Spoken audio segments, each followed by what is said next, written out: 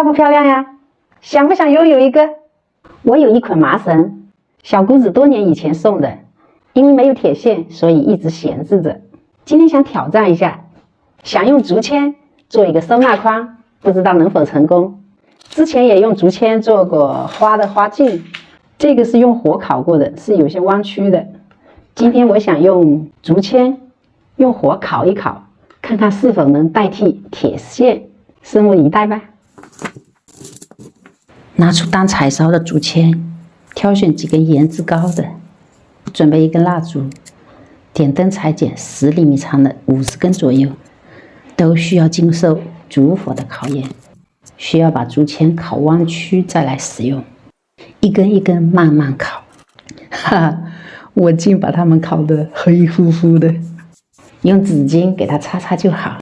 我不能让它们形态完全一致，也只能让它们大致整齐。现在拿出我过时的破枕套，再拿出儿子叫外卖的快餐盒，被烟头烫了个洞也不嫌弃。把喜庆的红布覆盖在乳白色的餐盒上，把好看的花型居中。哦，别忘了把热熔枪打开预热哦。胶枪一热，打上热熔胶，把布料和盒底粘上，用手抹平整。套上透明的餐盒，看一看合适不？不错不错。现在把边缘布料也要粘上。会有几个褶子，均匀地折上几个褶子，粘牢。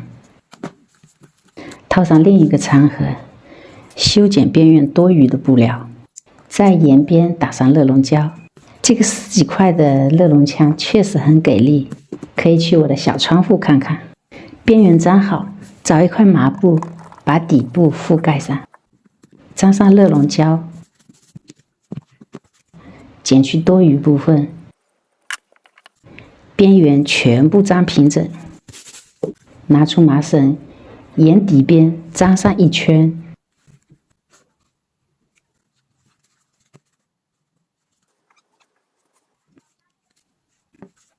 拿出烤好的弯曲小竹签，粘在麻绳的上方，大概间隔1.5厘米，分别有序地粘上一圈。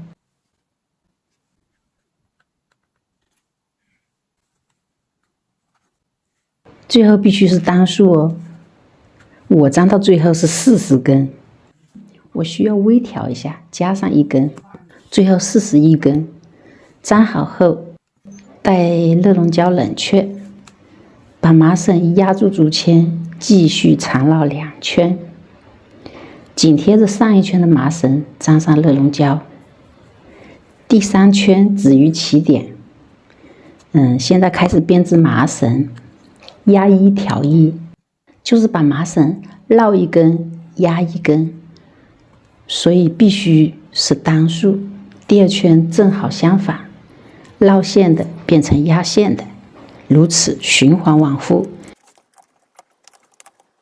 编织到离盒口1厘米的地方。拿出我珍藏多年的木珠，把木珠穿过竹签，要从起点开始啊，木珠全部穿到位。接着把麻绳绕过起点的木珠，继续编织。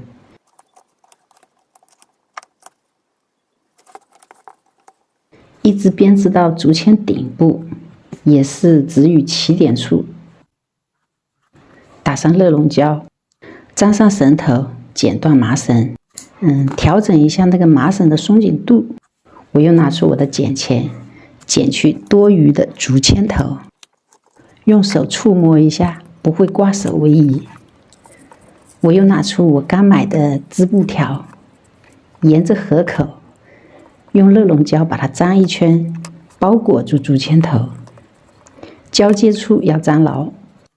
我又拿出金色的边条，沿着外部的边缘粘上一圈，修饰美化一下。外边缘粘好，沿着内边也粘上一圈，这样既长着又美观。我看了一眼，还不错哦。你们觉得我的收纳筐圆不圆？漂不漂亮呀？